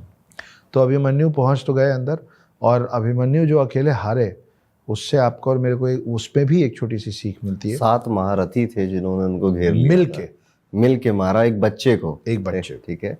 और इसमें कर्ण भी था, दुर्योधन भी थे, और भी 5 लोग थे। और लोग कह रहे थे कि छोड़ दो, मना कर दो, छोड़ दो, बच्चा है, ठीक है। लेकिन दुर्योधन ने कहा नहीं, नहीं छोड़ना है मुझे, ठीक है। तो अंत में अभिमन्यु रथ के पहिए से लड़ रहे थे जी। उनकी एक फोटो भी आती है जिसमें वो रथ का पहिया उठा के, मतलब कि इंसान को पता है मौत सामने खड़ी है, पर यार हारना नहीं है, जाएंगे भी तो शान से जाएंगे। पर आप ये भी देखिए ना कि कोई कितना भी बलशाली हो, ये आपके मेरे हर किसी के लिए है कि अकेला कोई नहीं जीत सकता। आपको आपके साथी, आपके लोग, आपका समुदाय, आपका समाज, आपका धर्म चाहिए। इस कथा में फिर कर्ण फिर से रोल में आता है जी। कर्ण कहता है कि तुम लोग मत मारो, ये अर्जुन मेरा दुश्मन है और ये अर्जुन का बेटा है, तो उसे मैं मारूंगा। जबकि कर्ण की जो भावना थी वो ये था कि पेनफुल डेथ नहीं देनी है, इसको तुरंत खत्म करना। तो जाते हैं, कान में बोलता है, ये पुत्र मैं धर्म से बंधा हुआ हूँ, मुझे करना है, तुम बहुत अच्छा लड़े और तुम्हें हमेशा वीर अभिमन्यु के नाम से जाना जाएगा। और फिर वो खंजर भोगता है अभिमन्यु को, और अभिमन्यु का एंड होता है यहाँ पर। क्योंकि कर्ण को पता था कि वो उसका भतीजा है। हाँ, पांडवों को नहीं मालूम था कि कर्ण बड़े हैं, लेकिन कर्ण को पता था कि वो 5 छोटे हैं। कर्ण से ही एक वो बात याद आई कि अभी भीष्म पितामह, कर्ण के क्योंकि गुरु थे वो परशुराम, और परशुराम और भीष्म पितामह जी के भी युद्ध हुआ था जी। और वहां से एक और कैरेक्टर आता है शिखंडी, जो कि फिर भीष्म पितामह से युद्ध करता है लास्ट में। बहुत नहीं थी तो एक राज्य में वो हो रहा था, स्वयंवर हो रहा था। तो वहां जाते हैं। अब जब भीष्म पितामह पहुंचते हैं तो सब लोग सोचते हैं यार ये क्यों आए, तो शादी करेंगे नहीं। पर वो आते हैं, वो उसमें पार्टिसिपेट करते हैं, सबको, सभी राजाओं को हराते हैं और तीनों कन्याओं को, अंबा, अंबिका, अंबालिका Correct. को लेके चले आते हैं। अब अंबिका और अंबालिका की तो शादी हो जाती है, फिर ये दोनों मना कर देते हैं कि पितामह बस हो गया, अब एक ही शादी बहुत है अपने लिए, जी। ठीक है। तो वो अंबा से कहते हैं कि तुम किसी से प्रेम करती थी ना, तुम उसके पास वापस चली जाओ। शायद अंबा कहती है भीष्म पितामह से कि मैं किसी से प्रेम अम्बा करती कहती है भीष्म पितामह से कि मैं किसी और राजा से प्रेम करती हूँ। उस राजा का नाम था राजा सालवा। ओके। राजा सालवा। तो भीष्म पितामह उनको भेज देते हैं। जब भेज देते हैं तो वहाँ सालवा उनको एक्सेप्ट नहीं करता कि मतलब ये मेरे राज धर्म के खिलाफ है कि जो जीत के लेके गया है मैं उसकी चीज़ कैसे ले सकता हूँ, तो तुमको वापस जाना पड़ेगा। तो अम्बा वापस आती है भीष्म पितामह को कि मेरे को अपनाइए। तो भीष्म पितामह बोलते हैं मैं तो प्रण से बंधा हुआ हूँ, मैं तो ब्रह्मचार्य ले चुका हूँ, नहीं करूँगा शादी। बोले फिर लेके क्यों आए थे? करना पड़ेगा। बोले नहीं करूँगा शादी। तो इस शिकायत को लेके अम्बा जाती है परशुराम के पास। परशुराम कौन है? परशुराम भीष्म पितामह के युद्ध गुरु हैं। उनको युद्ध नीति और पूरे अस्त्र शस्त्र सिखाने वाले खुद परशुराम। परशुराम को लगता है ये इस लड़की के साथ गलत हो रहा है। परशुराम अम्बा को लेके आते हैं भीष्म पितामह के पास और बोलते हैं इनसे विवाह करना पड़ेगा। बोले वो तो नहीं कर सकता, प्रण नहीं तोड़ूंगा। बोले दो में से एक चीज़ चुन लो, या तो इससे विवाह करो या मुझसे युद्ध। तो भीष्म पिता बोलते हैं मजबूरी है गुरुजी, आपसे युद्ध करूंगा। तो फिर वो युद्ध करते हैं और उसमें भीष्म पितामह परशुराम को युद्ध में हरा देते। तब परशुराम ने ये प्रण लिया था कि आज के बाद मैं कभी किसी क्षत्रिय, उनको तो आशीर्वाद दिए, भीष्म पितामह को तो आशीर्वाद दिए, पर बोले कि आज के बाद मैं किसी क्षत्रिय को अपना युद्ध ज्ञान दूंगा नहीं। किसी को भी दूंगा पर क्षत्रियों को नहीं दूंगा। वहां से अम्बा जो है, पहले हम भीष्म पितामह की कहानी खत्म कर लेते हैं, परशुराम की ये कहानी और दूसरे एक लाइन पकड़ के दूसरी तरफ जा रही है। वापस हम कर्ण के पास चले। तो भीष्म पितामह मना कर देते हैं, परशुराम हार चुके हैं। अम्बा को अभी तक न्याय नहीं मिला है। अम्बा जाती हैं पूजा पाठ करके और तपस्या करके शिव से मिलती हैं और शिव बोलते हैं कि अगले जन्म में तुमको इसका बदला लेने का मौका मिलेगा। अम्बा अगले जन्म में शिखंडी बन के पैदा होती। और बैक स्टोरी है कि वो पैदा, तो उनको पैदा होना था लड़की, वो पैदा हो गए लड़का, है ना। फिर वो यक्ष से अपनी आत्मा चेंज किए और उन्होंने एक मेल का, वो मतलब वो किन्नर जैसे थे, आधे आधे थे। और भीष्म पितामह का प्रण यह था कि मैं कभी किसी महिला पे शस्त्र नहीं उठाऊंगा। तो फाइनली अम्बा जो शिखंडी के रूप में दोबारा पैदा हुई, वो भीष्म पितामह को पता था कि ये अम्बा ही है और वो उसके ऊपर अस्त्र नहीं उठाना चाहते थे। तो शिखंडी के पीछे से छुप के शिखंडी को एज वेपन, मतलब एज शील्ड, कवच, हाँ, ढाल स्वरूप उपयोग करके फिर अर्जुन ने भीष्म पितामह को मारा और उसमें शिखंडी के बिना वो पॉसिबल नहीं था। तो शिखंडी कारण बनी भीष्म पितामह को शयन शैया तक ले जाने की, तीर शैया तक ले जाने की। 51 दिन वो तीर शैया पे पड़े रहे और उसके बाद उन्होंने इच्छा मृत्यु से अपना शरीर त्यागा। ये कहानी शिखंडी की है जो कि अम्बा थे। अब हम आ जाते हैं परशुराम हारने के बाद उन्होंने जो एक प्रण ले लिया था कि आज के बाद कभी क्षत्रियों को नहीं सिखाऊंगा। उनके साथ फिर एक और खेल होता है परशुराम के साथ। परशुराम ब्राह्मण को सबको सिखा रहे थे। एक बच्चा आया, वो बोला मैं ब्राह्मण हूँ, मेरे को सिखा दीजिए। उन्होंने अपना शिष्य बना के रख लिया और वो बहुत गजब का सीख रहा था, मतलब बेस्ट प्रोडिजी बोलते हैं ना, बेस्ट शिष्य, वैसा बन गया था, गजब सीख रहा था। तो एक दिन परशुराम दोपहर में खाना खा के उसकी गोद में सो गए। जब वो सोए हुए थे तो वहाँ एक बिच्छू आया और परशुराम तक ना पहुँच जाए तो उसने बिच्छू को हाथ से पकड़ लिया। बिच्छू डंक कई बार मारा, बच्चे ने उफ नहीं की। जब परशुराम की नींद खुली, और नींद भी खुली इसलिए क्योंकि वो उसका खून बह के उनके गाल पे या हाथ पे कहीं टच हुआ, तो उस खून में जो उबाल था, उस खून में जो गर्मी थी, उससे उनकी नींद खुली। और जब वो उठे तो उन्होंने बोला कि कोई ब्राह्मण, कोई सूत पुत्र, कोई भी और समुदाय में इतनी सहनशीलता नहीं होती कि वो इस तकलीफ को इतनी चुपचाप इसलिए झेल लें कि गुरु सोया हुआ है। तुम झूठ बोल रहे हो ना हो तुम क्षत्रिय हो। और तब वो बच्चा बोला कि हाँ मैं क्षत्रिय हूँ, मैंने आपसे झूठ कहा क्योंकि मुझे आप ही को गुरु बनाना था वो जो बच्चा था वो था कर्ण।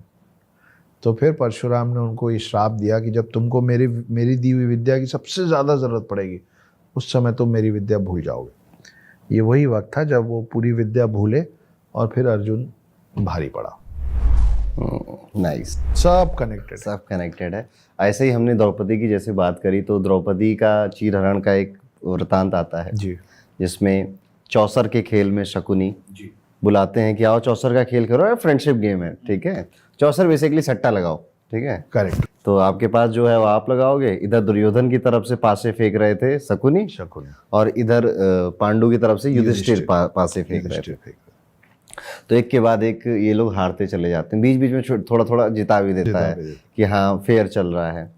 और ऐसे करते करते पहले इनके वस्त्र जाते हैं, इनके गहने जाते हैं, सब कुछ इनका धीरे धीरे चला जाता है, एक गांव राज्य सब कुछ चला जाता है। उसके बाद ऐसी बुद्धि भ्रमित होती है कि ये द्रौपदी को दांव पे लगा देते हैं और उसके बाद द्रौपदी को भी हार जाते हैं। द्रौपदी से भी पहले ये पहले खुद को हारते हैं। युधिष्ठिर कहते हैं ये मेरा भाई है, अर्जुन मैं इसको दांव पे लगाता हूँ, भीम को दांव पे लगाता हूँ, नकुल को दांव पे लगाता हूँ, सहदेव को दांव पे लगाता हूँ, इनको हार के मैं खुद को दांव पे लगाता हूँ। फिर जाके वो द्रौपदी को दांव पे लगाते हैं और जब द्रौपदी को दांव पे वो लगाते हैं उसके बाद अब द्रौपदी इनकी हो गई, दुर्योधन के टीम की।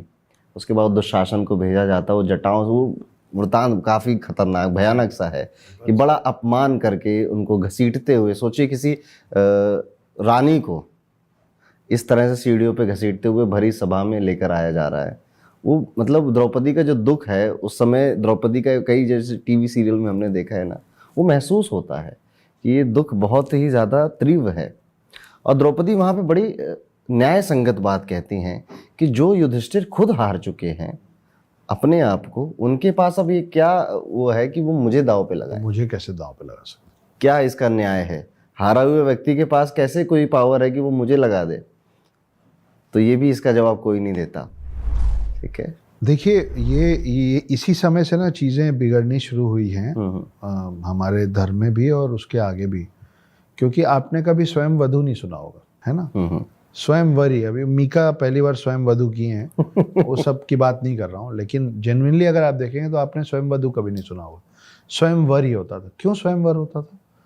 हमारी महिलाओं को हमसे ज़्यादा शक्ति और हमारे ऊपर शुरू से रखा गया है। तो आप देखिए अंजनी पुत्र, है ना, यशोदा नंदन, देवकी नंदन, गंगा पुत्र। तो पहले के लोग शादी के पहले के इंसान, पहले के मर्द, है ना, मर्द तो बाप रे ऐसा लगता है पता नहीं क्या, लेकिन वो शादी के पहले अपनी माँओं के नाम से जाने जाते थे। उस समय hello my name is Akshat Gupta son of Shri Ajay Gupta नहीं होता था, उस समय उर्मिला पुत्र अक्षत गुप्ता होता था, ठीक है। और यही लोग शादी के बाद अपनी पत्नियों के नाम से जाने जाते थे। गौरी शंकर, सिया राम, राधे श्याम, लक्ष्मी नारायण, ये सब की पत्नियों का नाम। तो महिलाएं शादी के पहले माएँ और शादी के बाद पत्नियां, इन दोनों को हम लोग अपने आगे रखने का हमारा कल्चर रहा है। अपने से आगे रखने का मतलब सम्मान देने का कल्चर रहा है ना। तो ये जो उसमें हुआ, उसमें जो द्रौपदी सवाल कर रही हैं वो सही कर रही हैं कि भाई स्वयं वर हुआ था ना, मैंने तुमको चुना था।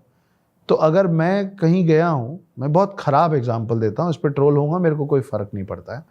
मैं जाके अगर ये कप खरीद के लाया हूँ किसी दुकान से, तो ये मेरा कप हुआ कि मैं इस कप का हो गया? ये मेरा कप हुआ ना, ट्रॉफी, है ना। तो जब स्वयं वर हुआ और एक लड़की ने एक वर चुना, तो वो वर उसका हुआ कि वो उस वर की हो गई। डीप है काफी, हो ही नहीं सकता। करेक्ट। मैं कप जीता तो कप मेरा हुआ ना, पर मैं वधु जीतता नहीं था, वधु चुनती थी अपना वर, प्रोडक्ट नहीं है ना, लिविंग बीइंग। तो वो जो चीज़ हुई ना, वहीं के बाद से ये सब। और ये जो वेस्टर्न कल्चर में अब हम सीख गए हैं, all thanks to Holy Cross Convent School, कि अक्षत गुप्ता सन ऑफ, तो सन ऑफ तो होता ही नहीं है। और ठीक है, धीरे धीरे हम ऐसे से वैसे हुए थे, अब हम वैसे से। इसीलिए मैं बहुत प्राउडली ये बोलता हूँ कि my name is Akshat Gupta, I am a full time house husband.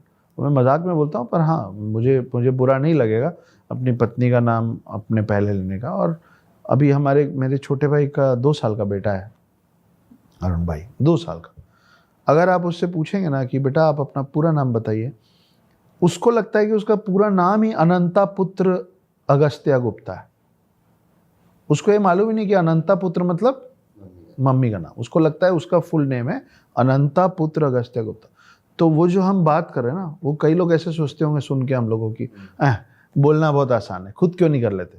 कर रहे हैं, खुद भी कर रहे हैं, अपने घर में सुधार शुरू कर दिया है, आप भी कीजिए। तो हम द्रौपदी पे थे, द्रौपदी का चीरहरण वहाँ पे फिर दुशासन करता है, और द्रौपदी के पापा भी एक ही थे उनका नाम द्रुपद द्रुपद था। फिर आते हैं पिक्चर में नारायण जी, और द्रौपदी का वस्त्र खत्म ही नहीं होता है, खत्म ही नहीं होता। और जिस वजह से उनकी लाज बचती है। इसके पीछे भी एक बैक स्टोरी है कि श्री कृष्ण को उन्होंने पट्टी बांधने के लिए अपना एक साड़ी का पल्लू बांध के दिया था, जिसका कर्ज श्री कृष्ण चुकाते हैं। और इसी पूरे वृतांत में फिर पांडव कसम खाते हैं एक एक करके। द्रौपदी ये प्रण लेती हैं कि जब तक मैं इसके खून से अपना बाल नहीं धोऊंगी, तब तक मैं अपनी चोटी में की गांठ नहीं खोलूंगी। तो इस तरह का फिर यहाँ से वो खून में उबाल और कहानी टर्न मारती है। और इसके बाद ये होता है कि अच्छा चलो लड़ाई माफ़ करो, 12 साल का वनवास, 1 साल का अज्ञातवास, इतना सब कर ले। लोगों को इस अज्ञातवास के बारे में बहुत कुछ नहीं पता, इस पर कुछ कहेंगे आप? जी, अज्ञातवास लोगों को ये नहीं पता कि अज्ञातवास का मतलब क्या होता है। अज्ञातवास बड़ा इंटरेस्टिंग सा एक पार्ट था उसमें कि वनवास में तो कोई बात नहीं, जहाँ भी हो चलेगा, लेकिन रहना ऐसे मतलब ऋषि मुनि जैसे, सन्यासी जैसे रहना। लेकिन अज्ञातवास वो 1 साल था जिसमें अगर दुर्योधन ने इन लोगों को ढूंढ लिया तो फिर से 12 साल का वनवास काटना। तो दुर्योधन ने उस समय अपनी पूरी शक्ति लगा दी थी, सब कुछ लगा दिया था इन लोगों को ढूंढने में। और वो वही वक्त है जब ये लोग अलग अलग रूप में छुपे हुए थे, जिसमें अर्जुन किन्नर बन के छुपे थे, ब्रीनना नाम जी। और नकुल और सहदेव घोड़ा संभालते थे, दूसरे राज्य के का अस्तबल संभालते थे। भीम जो थे वो शेफ बने हुए थे और ये सलाहकार बने हुए थे। युधिष्ठिर जो थे वो राजा के सलाहकार बने थे। ये राजा विराट के यहाँ गए थे, राजा विराट के यहाँ सलाहकार थे। और द्रौपदी जो थी वो दासी बनी हुई थी, दासी बनी थी राजा विराट की वाइफ की। उत्तरा थी उनकी बेटी, जिसको अर्जुन डांस सिखाते थे। ठीक है, तो ये ऐसे 1 साल ये लोग छुप के रहे, लेकिन लास्ट में फिर भी भांडा फूटने वाला था इनका, बच गए। वो सूर्यास्त हो जाता है, फिर पकड़ लेता है दुर्योधन, तो उसके बाद कहते हैं अब तो अस्त हो गया भाई, हम बच गए। ठीक है, तो यहाँ पे भी बच जाते हैं। सूर्यास्त की एक और बहुत अच्छी कहानी है। अभी जो चक्रव्यूह जिसने रचा था अभिमन्यु को मारने के लिए, तो जब अर्जुन को ये पता चला था तो अर्जुन बहुत तकलीफ में थे और अर्जुन बहुत गुस्से में, उन्होंने ये प्रण ले लिया था कि कल सूर्यास्त के पहले अगर मैं तुमको नहीं मारूंगा तो मैं आत्मदाह कर लूँगा। तो हम 2 में से कल कोई ना कोई निपटेगा। अगर सूर्यास्त तक मैं तुमको नहीं मार पाया तो खुद को खत्म कर दूंगा। और पूरा जो ये कौरव थे ना और उनकी पूरी सेना वो इस पे लग गई थी कि अर्जुन का खात्मा तय है, हमको सिर्फ एक काम करना है, इस फलाने को बचा लो कुछ भी हो जाए, अर्जुन इस तक अगर नहीं पहुंचेगा तो अर्जुन अपना प्रण के चक्कर में खुद निपट जाएगा, तो अर्जुन को मारने की जरूरत नहीं पड़ेगी। और अर्जुन गया तो पांडवों का खेल लगभग खत्म है, फिर हम जीत जाएंगे। यहाँ कृष्ण जी ने फिर एक बार छल किया था तो पूरे दिन अर्जुन कोशिश करते रह गए लेकिन उस तक पहुंच नहीं पाए और अचानक से सूर्यास्त हो गया और वो लोग बिल्कुल सब तोड़ ताड़ के, अपना चक्रव्यूह तोड़ के, उसको बचाना छोड़ के सब पार्टी करने लगे कि अब तो अर्जुन रेडी हो गया कि अब मेरे को अपना आत्मदाह करना। और फिर सूर्य फिर से आया। तो उस बीच में हुआ ये था कि अर्जुन अपना सब अस्त्र शस्त्र रख के रथ से उतरे, अपना आत्मदाह कर रहे। और कृष्ण बोले कि हे अर्जुन, हो तो तुम योद्धा ही, तो तुम ऐसे अस्त्र मत डालो, अपने हाथ में धनुष तीर लेके भले आत्मदाह करना है तो कर लो। तो उनकी बात रखते हुए वो धनुष और तीर ले, पहले जो छोड़ के उतर रहा था वो धनुष तीर लेके उतरा और फिर कृष्ण ने ऐसे इशारा किया तो वो बादलों को सामने लाके सूर्य को ढक दिया गया था कुछ मिनटों पहले और उनको लगा कि सूर्यास्त हो गया है। और जैसे ही वो नीचे उतरा और उधर का पूरा जो स्ट्रक्चर था, जो पूरा सेटअप था, वो जब टूटा और ये एकदम सामने आए तो कृष्ण ने ऐसे करके बादल हटाया और सूर्यास्त नहीं हुआ था। और जो इसीलिए अर्जुन को बोला गया था कि तीर धनुष लेके उतर भाई, अभी मौका दूंगा देखो चलाने। इंटरेस्टिंग है। उसके बाद अज्ञातवास हो जाता है, उसके बाद फिर जो आपने कहा कि 5 गांव मांगे जाते हैं, जी ठीक है, वो भी नहीं मिलते, नहीं ठीक मिलते। है। तो फिर ये होता है कि अब तो युद्ध होके ही रहेगा, ठीक है। इसमें भी एक इंटरेस्टिंग स्टोरी आती है कि गांधारी क्योंकि आंखें बंद करके रहती थी, जी ठीक है, और आप ही बताइए, आप ज़्यादा अच्छा सुनाएंगे। यहाँ भी कृष्ण जी ने फिर खेल कर दिया था। तो गांधारी जब गांधार से ब्याह करके धृतराष्ट्र जो कि अंधे थे उनकी पत्नी बनी, तो उन्होंने भी एक प्रण लिया। उन्होंने बोला कि जब मेरे पति ये दुनिया नहीं देख सकते तो आज के बाद मैं भी दुनिया नहीं देखूंगी। और उन्होंने अपने आंखों पे एक पट्टी बांध दी थी। आप कभी करके देखिएगा, आप अगर 10-15 मिनट, मैं नींद से सोने की बात नहीं कर रहा हूँ, 10-15 मिनट अगर आप आंख बंद रखें, खास करके खुले आसमान के नीचे, और जब आप 10-15 मिनट बाद खोलेंगे ना तो आपको एक अलग सी अनुभूति होती है कुछ सेकंड्स के लिए, सबके साथ होती है। अब वो सोचिए इतने साल से वो आंख नहीं खोली थी, तो लेकिन वो सुन तो रही थी कि कैसे उसके बच्चे मरते जा रहे हैं, मरते जा रहे हैं, मरते जा रहे हैं। तो वो एक दिन दुर्योधन को बुलाई और दुर्योधन को बोली कि मैं इतने साल से जो आंख नहीं खोली हूँ, मेरे आंख में बहुत तेज है, और मेरे आंख से एक में इतना तेज है कि वो मैं आंख खोल के जिस चीज़ को पहली बार देखूंगी ना, वो वज्र का हो जाएगा, वज्र जितना कठोर हो जाएगा, पत्थर जैसा हो जाएगा। तो हे दुर्योधन, तुम जाओ और नग्न अवस्था पे बिना कुछ पहने मेरे सामने आके खड़े हो जाना, और मैं आंख खोल के तुमको देखूंगे, तुम्हारा पूरा शरीर इतना स्ट्रांग हो जाएगा कि जो तुम्हारा अभी भीम के साथ जो गदा युद्ध होने वाला है उसमें तुमको गदा से कोई फर्क ही नहीं पड़ेगा, और तुम्हारा जीतना तय हो जाएगा। दुर्योधन बोला ठीक है। ये बात कृष्ण को पता चल गई। दुर्योधन पास में अपने उसमें गए और रात को अकेले नग्न अवस्था पे जा रहे थे गांधारी के कक्ष में। कृष्ण आगे रास्ते में अपने ही तरीके से कि इतने बड़े हो गए तुम, छी छी छी छी, कौन, मतलब इतना बड़ा होने के बाद कौन अपनी माता के सामने ऐसे जाता है। तो दुर्योधन जो है वो शर्म में उसने यहाँ पे एक वस्त्र लपेट लिया और जाके तो गांधारी पूछी कि पक्का कुछ नहीं पहने हो तुम? तो वो शर्म से बोल दिया नहीं पहना हूँ। गांधारी ने आँख खोला और पूरा देखा, पूरा शरीर उसका इतना कठोर हो गया, लेकिन जितनी जगह को वो शर्म में लपेट लिया था वो रह गया कमजोर, उसमें उसके जांघ थे। तो जब अगले दिन युद्ध शुरू हुआ, अब वो भीम मारे पड़ा है, उसके पूरे शरीर में ना सर में लग रहा है, ना जबड़ा टूट रहा है, ना छाती में कुछ हो रहा है, कहीं चोट ही नहीं लग रही, आराम से खड़ा हंस रहा है। तो फिर कृष्ण ने उसको इशारा किया कि जांघ पे मारो।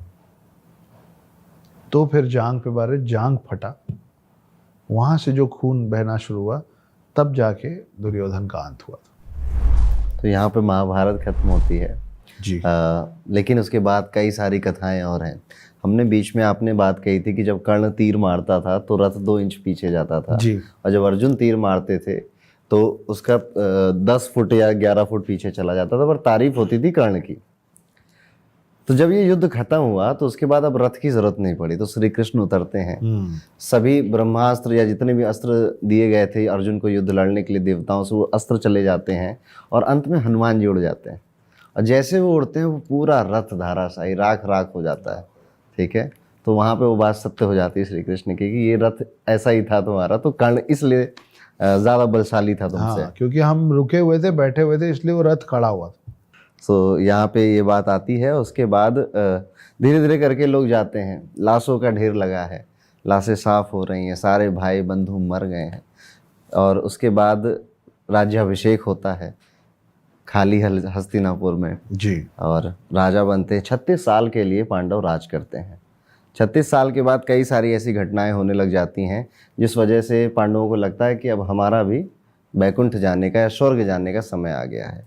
बलराम जो होते हैं वो समाधि ले लेते हैं, श्री कृष्ण को वो शिकारी उनके तलवे में तीर मार देता है। वो भी गांधारी का श्राप है। गांधारी का शायद बाली का श्राप नहीं, हाँ, मतलब गांधारी का श्राप है कि जैसे एक एक करके मेरा पूरा राज्य और मेरे पूरे बच्चे मरे, ओके। तुम्हारा यदुवंश भी ऐसे ही बर्बाद होगा। तो वो सब बर्बाद होने के बाद वो जाके वहाँ बैठ के बांसुरी बजाते रहते हैं। जब बाली का नेक्स्ट जनरेशन, मतलब नेक्स्ट री इनकारनेशन, वो होता है एक भील। और वो तीर चलाता है। तो भील बेचारा वो इस टाइम पीरियड में बड़ा वो कहता भी है कि वो ये गलती हो गई, तो श्री कृष्ण कहते हैं कि नहीं, ये तो विधि का विधान है, ये होना हिसाब ही था। बराबर हुआ। मैं राम स्वरूप में राजा बाली को पीछे से मैंने तीर से मारा था, तुम उनके पुनर्जन्म हो, तो जो मैंने तुम्हारे साथ किया था वो तुम मेरे साथ कर रहे हो, मेरा पिछले जन्म का पाप काट रहे हो तुम, तो दुखी मत हो। तो उसके बाद पांडव ये तैयार होते हैं कि अब हम स्वर्ग की तरफ चलेंगे। तो अभिमन्यु के पुत्र परीक्षित लास्ट वो किंग थे वहाँ के, हस्तिनापुर के, और उसके बाद कहा जाता है कि जब परीक्षित राजा बने तो कलयुग वहीं से शुरू हो गया और कलयुग की चीज़ें वहाँ पे स्टार्ट होने लग गई। तो अब ये इसका भी एक अच्छा वृतांत है कि पांचों पांडव जा रहे हैं स्वर्ग की तरफ और द्रौपदी उनके साथ ही। जब ये लोग अपने राज्य से निकलते हैं तो एक कुत्ता भी इनके पीछे चल जाता है। तो युधिष्ठिर कहते हैं कि ये मेरा स्वामी भक्त है, ये मेरा भक्त टाइप का डॉग है, ये हमारे साथ ही चलेगा, तुम लोग ऐसा चौंको मत। केदारनाथ जाते हैं, वहाँ पे भगवान शिव पांडवों को रास्ता बताते हैं, स्वर्ग का रास्ता क्या है। अभी लोग स्वर्ग के रास्ते पे चढ़ रहे हैं, चढ़ाई चढ़ रहे हैं, धीरे धीरे एक एक करके सबसे पहले द्रौपदी गिर जाती हैं। तो अब भीम पूछते हैं कि ये द्रौपदी अभी से क्यों चली गई, अभी तो स्वर्ग बहुत दूर है। तो युधिष्ठिर कहते हैं कि क्योंकि हम पांचों पांडवों की वाइफ थी ये, बड़ी सबसे ज़्यादा प्रेम करती थी अर्जुन से, तो ये इसका पाप है, इसलिए द्रौपदी गिर गई। उसके बाद आगे बढ़ते हैं, फिर सहदेव गिर जाते हैं। तो कहते हैं कि सहदेव को अपने रूप का बहुत ज़्यादा वो था कि मैं बहुत सुंदर हूँ, मैं बहुत अच्छा दिखता हूँ, इसका अभिमान था। फिर नकुल गिर जाते हैं, उसके बाद भीम खुद गिर जाता है। तो भीम से युधिष्ठिर कहते हैं कि तुम्हें अपने बल का बहुत अभिमान था। तो अंत में जब स्वर्ग का गेट आता है तो युधिष्ठिर और वो डॉग बचता है बस। अब वहाँ पे कहते हैं कि आप आइए, पर ये डॉग नहीं आ पाएगा। तो युधिष्ठिर मना कर देते हैं कि नहीं, इसने पूरा रास्ते मेरा साथ दिया और मैं इसके बिना तो अंदर नहीं जाऊंगा। तो वहाँ पर भी उनके धर्म की परीक्षा ही हो रही थी। तो जब वो नहीं मानते तो डॉग दरअसल यमराज थे। हाँ, धर्मराज के पिता हैं यमराज। ठीक है, तो वो फिर से प्रसन्न होते हैं और फिर दोनों लोग, और उनको अंदर वेलकम कौन करता है? दुर्योधन। यस अंदर वेलकम करता है सिंहासन पे बैठा हुआ दुर्योधन। ठीक है, और अब लोग कहेंगे कि दुर्योधन को स्वर्ग कैसे मिला, इतना दुराचारी, अनीति का फॉलो करने वाला, अधर्मी, पर उसने अधर्म का भी बड़े धर्म से फॉलो किया था। और वो जो किया था पूरे इंटेंशन बिल्कुल थी, पूरे मतलब एक ही लक्ष्य पे काम। इसीलिए कहा जाता है कि अगर आप नास्तिक भी हैं, तो अगर आप प्योर कट्टर नास्तिक हैं तो आपसे बड़ा आस्तिक कोई नहीं है। कि आप किसी एक चीज के प्रति इतने समर्पित हो गए हैं, वही आपका धर्म बन गया है, आपका धर्म। ठीक है, इसलिए दुर्योधन को स्वर्ग मिलता है। अब वहाँ पे बैठे होते हैं, पर वहाँ पे युधिष्ठिर कहते हैं कि मेरे भाई बंधु कहाँ हैं यार, ठीक है, और मैं क्या करूँगा यहाँ पे रह के। तो वहाँ पे कुछ दूत आते हैं, तो कहते हैं कि आप अगर कहो तो हम वहीं पे शिफ्ट कर देते हैं आपको। कहते हैं एक बार दिखा तो लाओ। तो वहाँ पर लेकर जाया जाता है, बड़ी लाशें पड़ी हैं, बहुत बदबू आ रही है, गिद्ध हैं, सब कुछ है, ठीक है, और वहीं पे आवाज़ आ रही है, भैया युधिष्ठिर भैया। तो वहाँ पे ऐसे पड़े हुए हैं भीम, नकुल, सहदेव, अर्जुन, और ये सब बुला रहे हैं। बड़ी दुराचारी, बड़ी गंदी सी जगह है, इसका वृतांत मिलता है। तो युधिष्ठिर से देवदूत कहते हैं यही है आपके भाई, इनकी यही जगह है, आपकी द्रौपदी भी यही है, अब आप बताइए आपको कहाँ रहना है, ठीक है, यहीं रहना है, वापस चलना है। तो युधिष्ठिर कहते हैं जैसा मेरे भाई कहे मैं वो कर लूँगा, अगर इनको मेरे यहाँ पे रहने में सुख है तो मैं यहाँ रह जाऊँगा, नहीं तो मुझे स्वर्ग ले जाना। तो सब कहते हैं भैया आप हमारे साथ रहो। तो युधिष्ठिर एक क्षण भी नहीं सोचते, मान जाते हैं कि ठीक है मैं यहीं रहूँगा। अब ये चीज़ भी एक छल था। तो जो आपने बताया ना कि अश्वत्थामा मारा गया, तो वहाँ पे वो देवदूत फिर अपने वेश में आते हैं, कहते हैं कि अरे सब ड्रामेबाजी चल रही थी तुमने, क्योंकि अश्वत्थामा मारा गया, एक थोड़ा सा छल किया था अपने गुरु के साथ, इसीलिए थोड़ा सा नर्क लिखा था तुम्हारे हिस्से में, वो भी छल से ही लिखा हुआ, छल से लिखा था, और इतना ही सा ही लिखा था। तो वो टाइम पीरियड पूरा होता है, उसके बाद ये सब लोग स्वर्ग में चले जाते हैं। तो यहाँ पे जाके हमारी महाभारत की गाथा खत्म होती है। तो सारे कर्मा का हिसाब होना तय है। वेरी इंटरेस्टिंग, और काफ़ी सारे कुछ नया सीखने को मिला अक्षर जी आपसे। हमने भी बहुत सारी अच्छी अच्छी चीज़ें सीखी। सो आई होप हमारे ऑडियंस को भी काफ़ी कुछ महाभारत के बारे में पता होगा, ये कहानियाँ पता होनी चाहिए। और एक चीज़ अक्षर जी की बहुत कम लोगों को पता है, क्या? मैंने जो देखी और मुझे आपसे सीखनी है वो चीज़। क्या? जब हम भोपाल में मिले थे तो आपके पास 10 मिनट थे स्टेज में जाने से पहले, जी तो आप उस 10 मिनट में अपने इंस्टाग्राम डीएम का आंसर कर रहे थे। जी। तो मैं तो शॉक हो गया कि आपके फॉलोइंग कोई ऐसी छोटी मोटी तो है नहीं। लगभग पिछली बार मिले तो 3 लाख हुए थे आपके, अभी 4.5 के ऊपर है। 4.5 लाख के ऊपर हो गए वो आप। तो आप इंडिविजुअली हर एक मैसेज का आंसर कर रहे थे, जो कि मेरे लिए बहुत बड़ी बात थी, शॉकिंग बात थी, जी। क्योंकि ये काम मैं नहीं कर पाता। ठीक है, सो ये पैशन मैंने बहुत कम लोगों में देखा है। तो आपको भी कोई जवाब चाहिए तो इनके इंस्टाग्राम में अक्षत जी को फॉलो करिए।